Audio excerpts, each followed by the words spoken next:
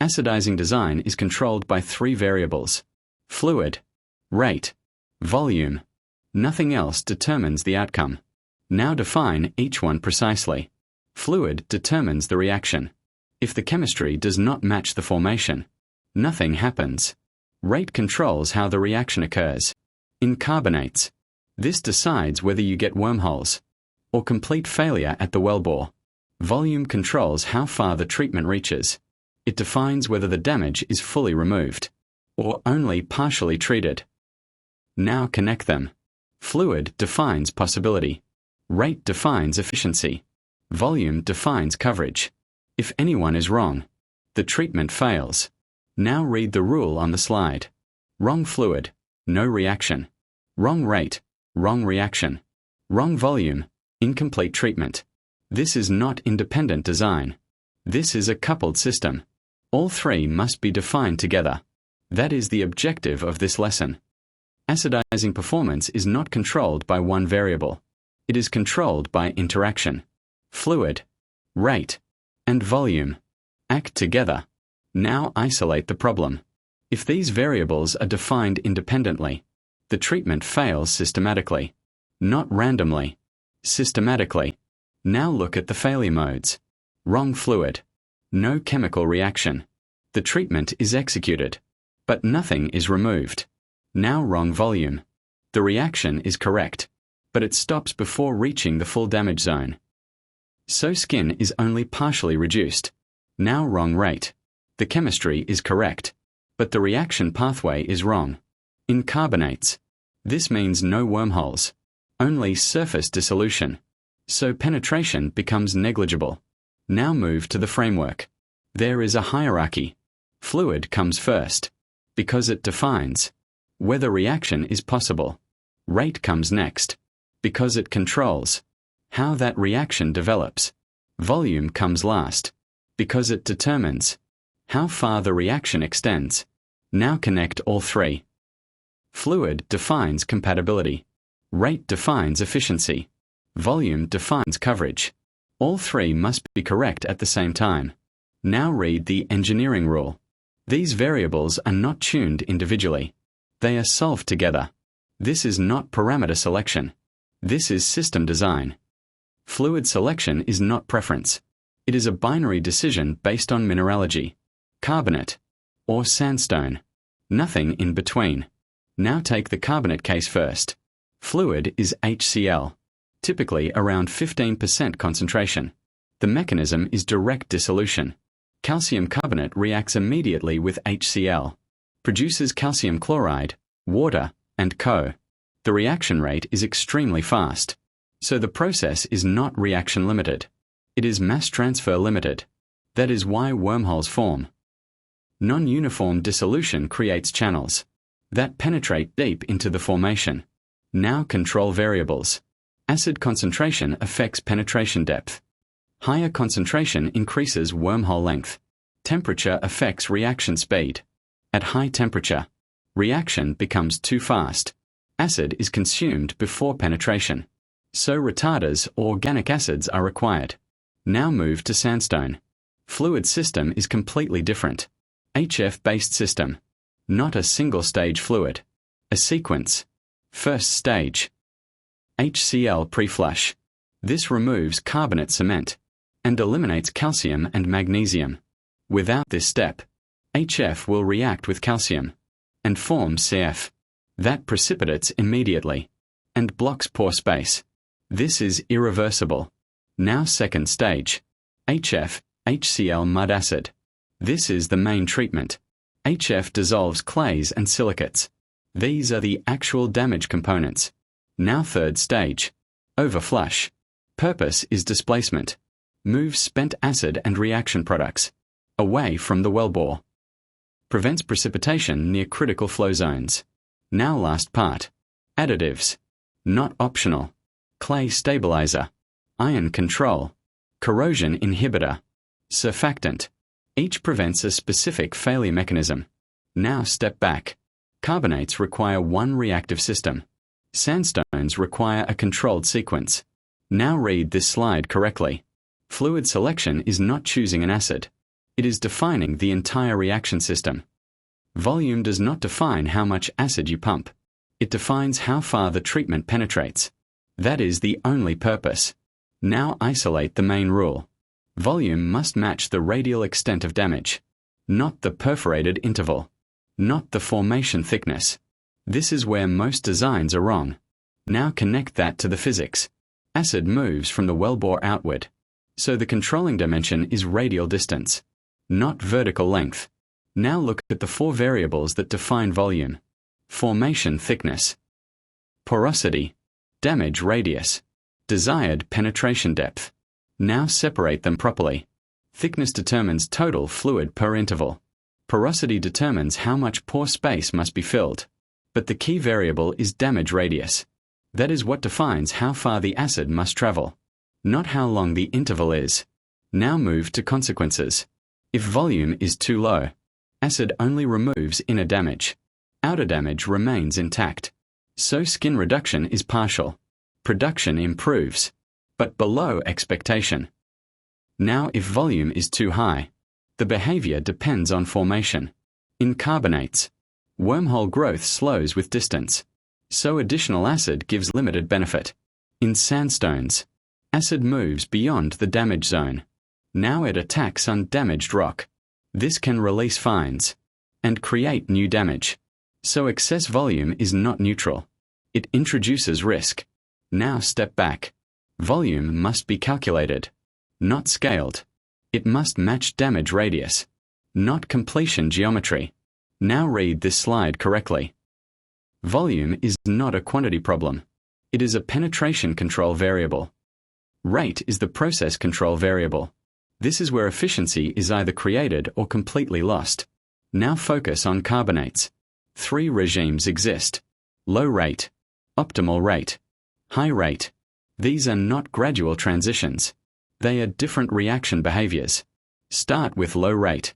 At low injection velocity, acid reacts immediately at the rock surface. No transport into the formation. So the reaction stays at the wellbore face. This is phase dissolution. All acid is consumed locally. Penetration is effectively zero. Now understand the consequence. To achieve the same penetration depth, you would need orders of magnitude more acid. In practice, the treatment fails completely. Now move to the optimal rate. This is the target regime. The reaction becomes transport controlled. Acid moves into the formation before reacting. This creates instability in the flow. Some channels develop faster. These become wormholes. They propagate deep into the formation with minimal acid consumption. This is maximum efficiency. Now high rate. Above optimal, the reaction becomes more distributed. More branching occurs. Wormholes still form, but efficiency is reduced. More acid is consumed per unit depth. But this regime is still acceptable. Now the key design rule. The penalty below optimal is extreme. The penalty above optimal is limited. So the design always moves upward. Inject at the highest rate possible without fracturing. Now connect it to reality. As wormholes form, injectivity increases. So the rate must increase during the job, not remain constant. Now shift briefly to sandstone. Rate does not control wormholing. It controls placement and fines behavior. Too low, poor distribution across perforations. Too high, fines are mobilized and redeposited. So the design constraint is balanced. Now step back. In carbonates, rate controls reaction regime. In sandstones, rate controls placement stability. Rate is not a pumping parameter. It is a physics control variable. Now all 3 variables interact. This is where most designs fail, because they are optimized separately, not together. Now define the interaction clearly. Fluid defines what is removed. Rate defines how efficiently it is removed. Volume defines how far that removal extends. If one is wrong, the others lose value. Now take the first failure case. High volume. Wrong rate. Acid is injected in large quantity, but reaction is in phase dissolution regime. So everything is consumed near the wellbore. No penetration.